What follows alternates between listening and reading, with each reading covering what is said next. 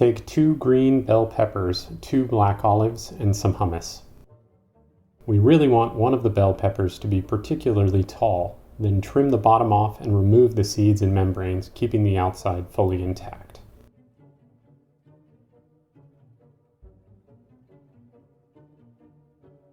Take the other bell pepper and seed and slice it.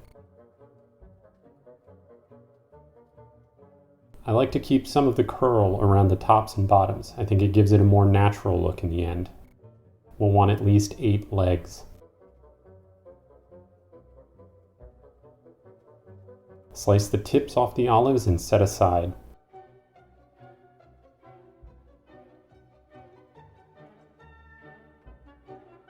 I like to go ahead and slice the rest of the second bell pepper so it can be used for dipping.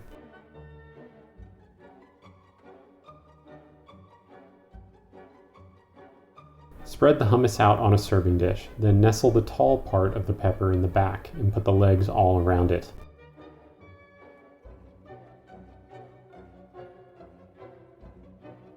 Using a dab of hummus, glue the olives to the pepper as eyes.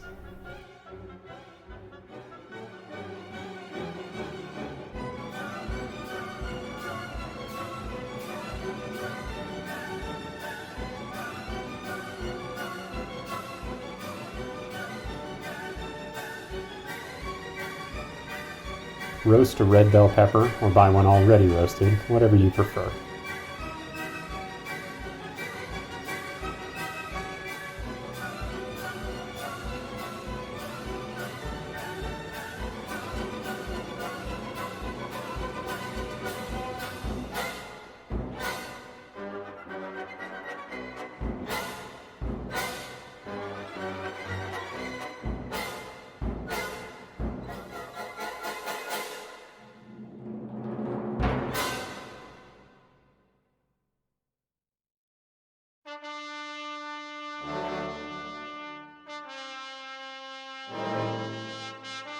Add 2 tablespoons of red pepper flakes to a food processor with 2 strips of the roasted bell pepper and 8 ounces of crumbled feta.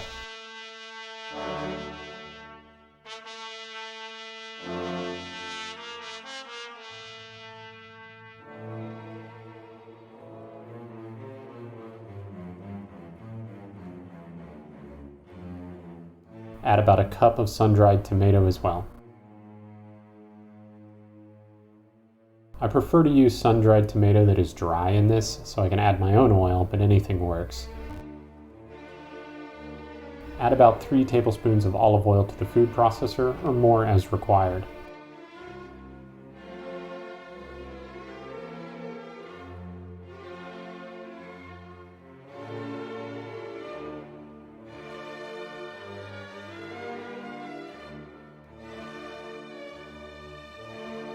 Keep blending and adding olive oil until it reaches a dip consistency.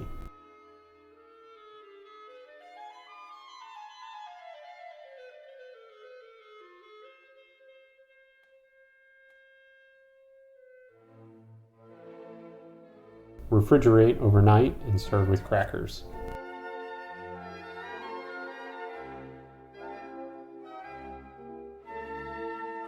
To a blender, add a garlic clove and some olive oil.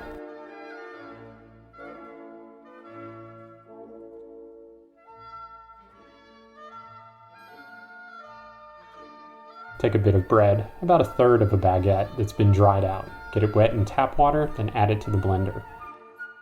Add about 5 tomatoes worth along with 1 tablespoon each of salt and vinegar.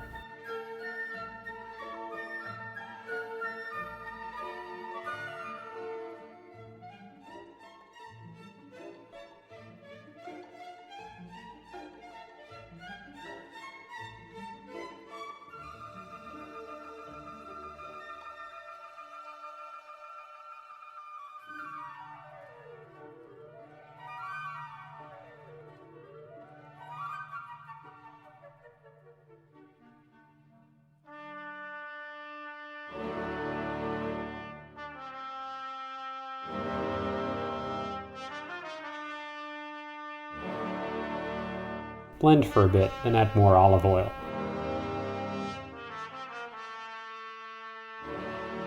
The goal here is to add enough olive oil to emulsify the mixture.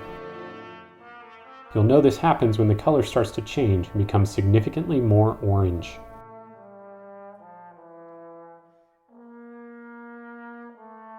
Taste for seasoning. In my case, I'm adding a bit of pepper and a little more bread to thicken it up a tiny bit more.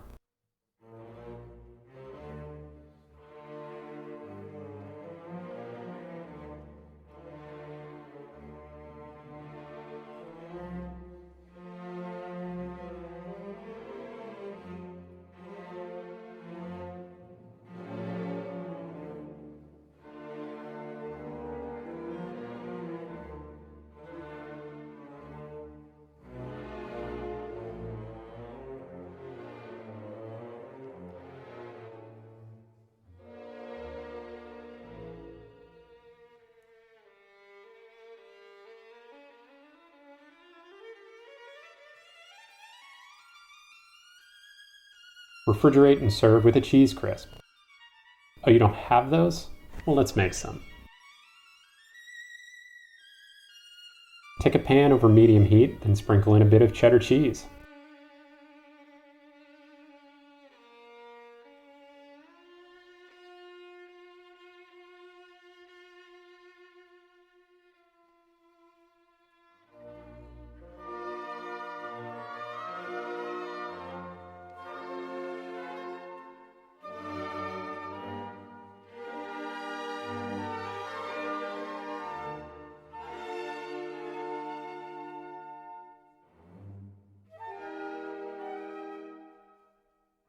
After a couple minutes, it will have melted all the way through and you can flip it with a fork. Cook about a minute on the other side, then remove and let cool.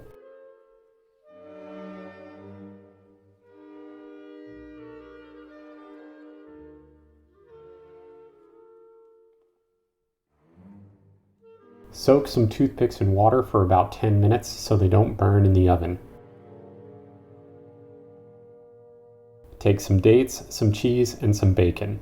Insert cheese into the date, wrap with bacon, secure with a toothpick. Bake at 400 degrees Fahrenheit or 200 C for 25 to 30 minutes or until nicely done.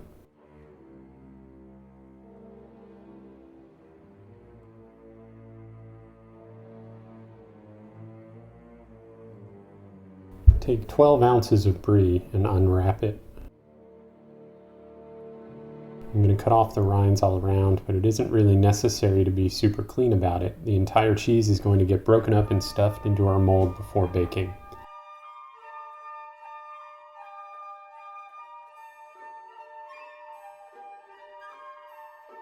Once done, we'll set aside the cheese.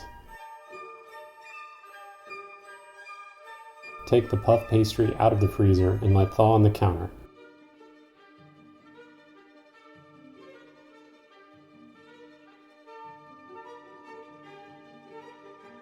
Roll it out a little bit to make it more flexible, then shape around the brain mold.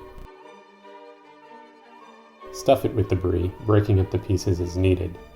We want to make sure to really press the pastry and cheese into the corners of the mold because brains are like ruffles, they have ridges. Once done, fold the edges of the pastry over the top and brush with an egg wash.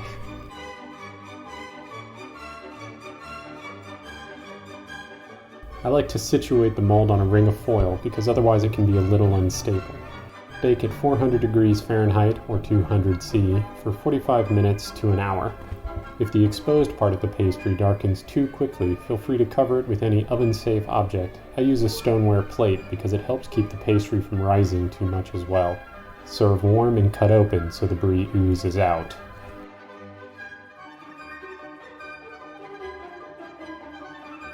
Weigh out 690 grams of flour, 9 grams of yeast, 15 grams of sugar, 20 grams of salt, 15 grams of olive oil, and 455 grams of water.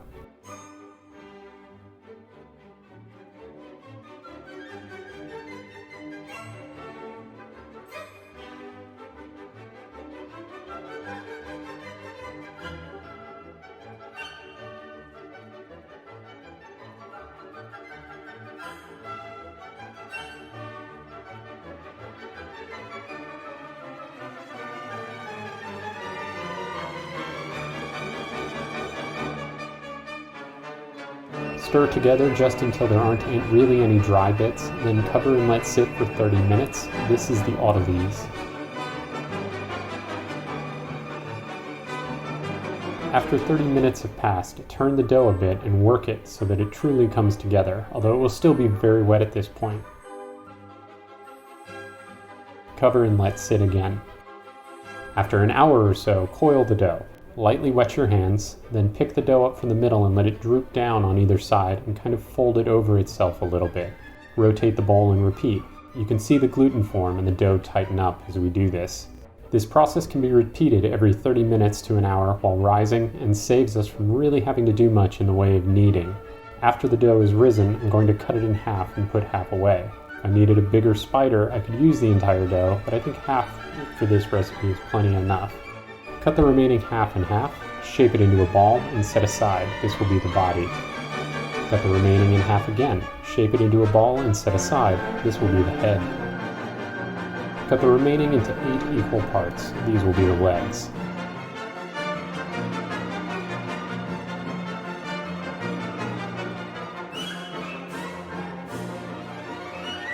On a sheet tray, attach the head to the body, then roll the legs in position slightly under the body.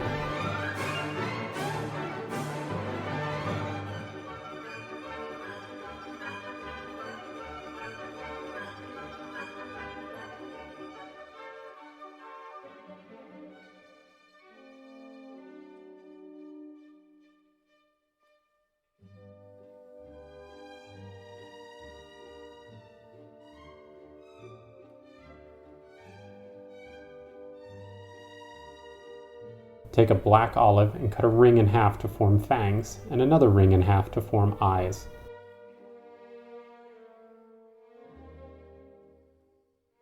Insert these into the dough, cover and let proof for 30 minutes to an hour.